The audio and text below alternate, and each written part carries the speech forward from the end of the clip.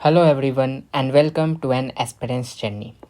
सो previous video में मैंने अपने रिज़ल्ट के बारे में बात किया था, जो मैं प्रीलिम्स 2026 के रिज़ल्ट में मेरा क्या रहा, मैं प्रीलिम्स मेरा क्वालिफाई हुआ या नहीं। बट इस वीडियो में मैं बात करने वाला हूँ कि जो मेरे मिस्टेक्स थे और जो मैंने लर्निंग्स लिए उस मिस्टेक्स से, जो मैंने इस बार का प्रीलिम्स दिया, उसके रिगार्डिंग मैं बात करने वाला हूँ। ये वीडियो दो टाइप ऑफ एस्पिरेंट्स के लिए होंगे। पहला तो वो जिन्होंने कि प्रीलिम्स 2026 दिया है, उनके लिए मैं बताऊंगा कि आपको कैसे अपने मिस्टेक्स को एनालाइज करना है, क्या एक एक्सरसाइज बताऊंगा जो आपको करनी है अपने पेपर के साथ, एंड उन मिस्टेक्स से आप लर्निंग्स अपने कैसे निकाल सकते हो, ये उनके लिए हैं जो इस बार प्रीलिम्स उन्होंने दिया है। एंड सेकेंड टाइप के एस्पिरेंट ऐसे होंगे जिनका फर्स्ट अटैम्प्ट 2027 में होगा, तो उनके लिए है कि आप मेरी मिस्टेक्स से क्या सीख सकते हो एंड आगे के लिए आपके लिए क्या लर्निंग्स है।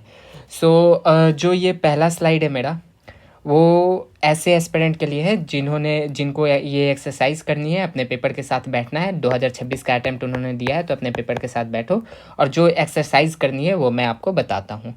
एंड मैं इस वीडियो में सीसेट के रिगार्डिंग नहीं बात कर रहा, जीएस के रिगार्डिंग बात कर रहा हूँ, क्योंकि सीसेट मेरा बहुत अच्छे से क्वालिफाई हो गया था।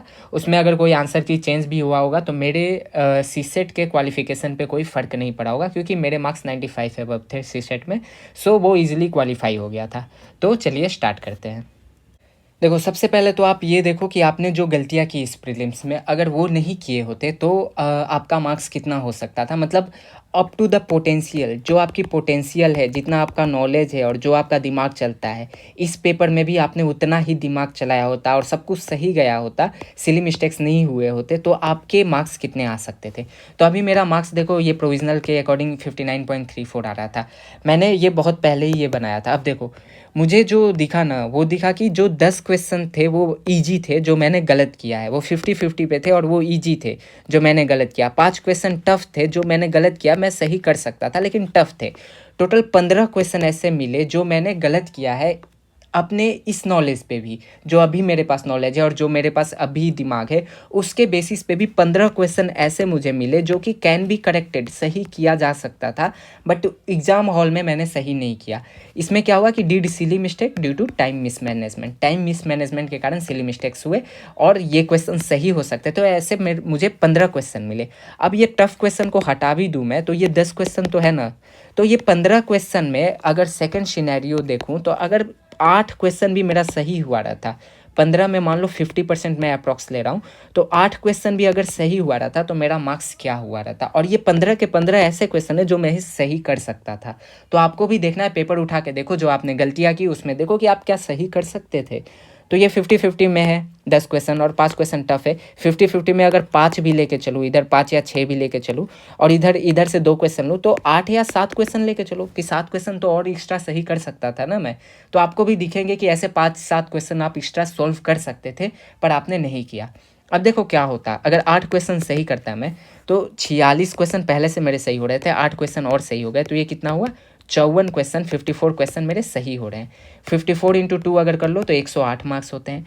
42 क्वेश्चन इनकरेक्ट हो रहे हैं और 4 क्वेश्चन अटैम्प्ट नहीं किया मैंने। हाँ, तो अगर इधर 42 क्वेश्चन का निगेटिव लो तो ये 28 माइनस में आता है। ठीक, 4 2 6 4 10, हाँ 28 माइनस में होता है। 108 में से 28 माइनस कर लो तो 80 मार्क्स। तो इस पेपर में भी मैं 80 के अराउंड तो नंबर ला सकता था अगर मैं सही माइंड में रहता, टाइम मतलब सब कुछ अच्छे से जाता। उतना अच्छे से भी नहीं जाता, मतलब 90% अगर परफेक्ट जाती चीज़ें तो मैं 80 नंबर ला सकता था इस पेपर में भी। 100 नहीं ला सकता, 100 प्लस नहीं जा सकता था मेरा मार्क्स, लेकिन 80 के अराउंड आ सकता था। ये बहुत रियलिस्टिक मार्क है और ये मैं ला सकता था, ये मुझे पता है, क्योंकि ये मैं किसी को दिखाने के लिए तो मैं नहीं कर रहा हूँ। ये बहुत पहले ही मैंने किया, पेपर दे के आने के बाद, प्रोविजनल आंसर की सब कुछ होने के बाद मैंने ये किया कि ये क्वेश्चन मैं सही कर सकता था। तो आपको भी ऐसे ही देखना है। इसके बाद आप क्या करो कि could have qualified prelims even in this toughest weirdest lengthiest prelims of UPSC. 80 marks, 80 से ज़्यादा कट ऑफ तो नहीं गया है, ये गारंटीड है। मतलब मुझे ऐसा लगता है कि 80 से ज़्यादा तो कट ऑफ नहीं गया, 76 77 ऐसा जनरल का कट ऑफ गया है। तो 80 नंबर पे प्रीलिम्स क्वालिफाई हो रहा था, तो आप भी देखो कि आप कितने तक जा रहे थे अभी के पोटेंशियल के हिसाब से, अभी जितना आपका नॉलेज बेस है। अगर फिर से इस पेपर में बैठते, सब कुछ परफेक्ट जाता, सब कुछ सही रहता, तो आप इतने ला सकते थे।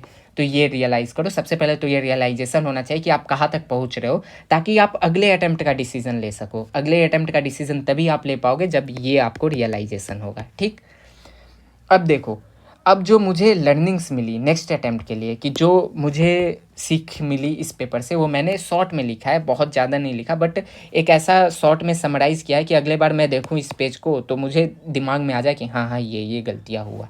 तो सबसे पहला लर्निंग जो मिला इस पेपर में भी, कि पहले तो कंप्लीट करो स्टैटिक को। मेरा स्टैटिक सब 100% कंप्लीट नहीं है, पढ़ा मैंने सब कुछ है, पर रिवीजन एंड शॉर्ट नोट्स मेरे पूरे कंप्लीटेड नहीं है।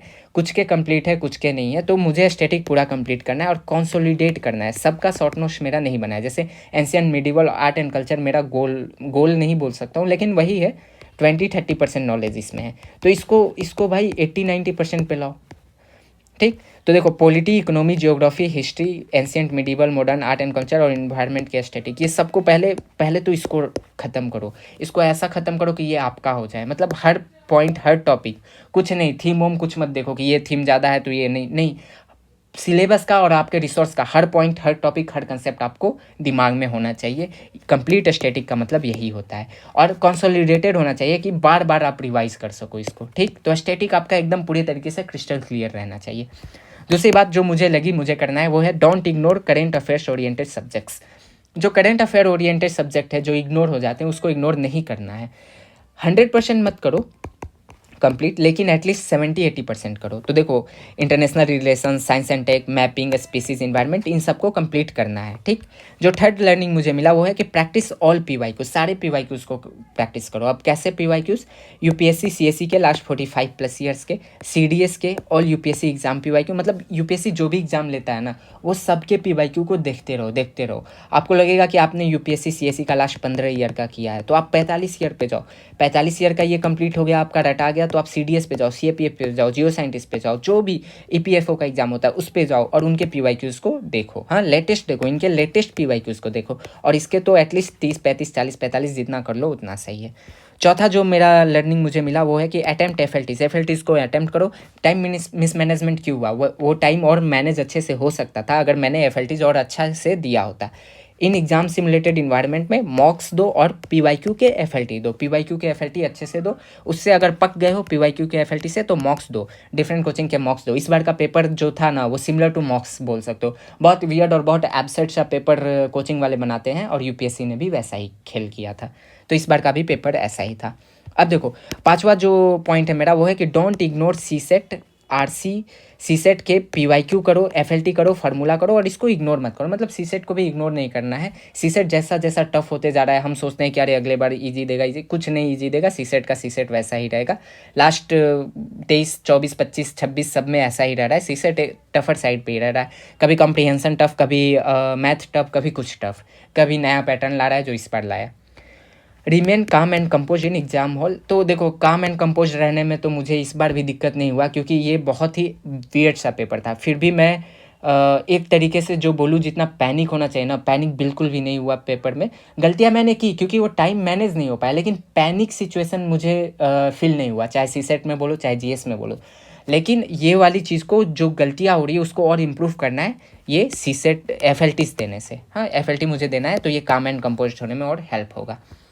अब ये मेरा जो लर्निंग था कि एग्ज़ाम बहुत बड़ा नहीं है, कर सकते हैं, कैसा भी पेपर दे कर सकते हैं, लोग तो कर ही रहे हैं तो हम भी कर सकते हैं। अगर इस साइकिल में आपको रहना है तो ये वाली माइंडसेट आप रखो कि अगर सभी कर रहे हैं तो हमें भी करना ही होगा, वरना क्यों है साइकिल में, क्यों हम नेक्स्ट अटैम्प्ट के लिए जाएँ। अगर सोच ले रहे हैं लाख बुराइयाँ है UPSC में, फिर भी अगर आप UPSC में रहना चाहते हो तो आपको ये माइंडसेट डेवलप करना पड़ेगा कि अगर सब कर रहे हैं तो मेरे भी बस की चीज़ है, तभी आप डिसाइड कर रहे हो ना रहने को, वरना कुछ और कर लो। हाँ, माउंट एवरेस्ट पे चढ़ाई करने की तो नहीं सोच रहे हो, क्योंकि आप अभी वो नहीं कर सकते हो सकता है फ्यूचर में आप कर सकते हो।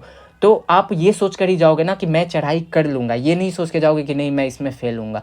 तो आप UPSC का भी, इस एग्ज़ाम को भी देखो कि ये एग्ज़ाम बहुत बड़ा नहीं, इसको बहुत बड़ा नहीं बनाओ। It's a small compare to my potential capabilities, क्योंकि पोटेंशियल आपने रियलाइज़ करके ही आप अपने नेक्स्ट अटैम्प्ट पे जाने वाले हो। तो इसको छोटा समझे हो, अपने पोटेंशियल को बड़ा समझ रहे हो, तभी जा रहे हो। तो ऐसा माइंडसेट रखो। आपका कोई भी कोट हो सकता है, कोई भी मोटिवेशन हो सकता है, कुछ भी। ये मोटिवेशन कुछ नहीं है। जब नेक्स्ट साइकिल में मैं जा रहा हूँ तो ये सोच कर ही जा रहा हूँ कि मैं क्वालिफाई करूँगा, क्लियर करूँगा, ये एग्ज़ाम उतनी बड़ी नहीं है। हाँ, मैं अपने पोटेंशियल से, मेरी पोटेंशियल से तो बड़ी नहीं है। अब देखो, ऑलवेज है वॉरियर माइंडसेट, हमेशा लड़ने वाली और वॉरियर माइंडसेट रखो। कितना भी बड़ा, कितना भी डिफिकल्ट पेपर है, डिसाइड करो आपको अगला अटेम्प्ट देना है कि नहीं देना है। उसके बाद अपना माइंडसेट को एकदम क्रिस्टल क्लियर रहो कि दे रहा हूँ तो बस। प्रीलिम्स निकलेगा, मेंस निकलेगा, इंटरव्यू होगा, रैंक आएगा, that is all. So this is all for this video. I hope आपको समझ में आया होगा। आप अपने लर्निंग सीट बनाओ, अपने मिस्टेक्स को एनालाइज करो। एंड अगर आप इस बार क्वालिफाई नहीं हो रहे हो तो बिल्कुल चिंता करने की ज़रूरत नहीं है। थोड़े दिन ब्रेक लो और लर्निंग्स बना के और रेस्ट करो और अगले एग्ज़ाम पे फोकस करो, जो भी आपका प्लान है। मैं आगे भी मैं प्लान बी और जो भी आगे एग्ज़ाम्स आ रहे हैं उसके लिए वीडियो बनाऊंगा, तो आप उससे देख सकते हो। बाकी जिसका भी क्वालिफाई हुआ है भाई, आप भाइयों और बहनों, आप अच्छे से मेंस में लग जाओ, क्योंकि इस बार कंपटीशन थोड़ा सा कम रहेगा। पर ये यूपीएससी है तो कंपटीशन कभी कम रहता नहीं है, लेकिन फिर भी आपके चांसेस है। ये प्रीलिम्स अगर आपका क्वालिफाई हो रहा है तो आप समझो कि आपके 2 प्रीलिम्स के इक्वल ये प्रीलिम्स है। तो आप अच्छे से लग जाओ एंड मेंस क्वालिफाई करो। All the best. मिलते हैं फिर नेक्स्ट वीडियो में। Till then, bye bye.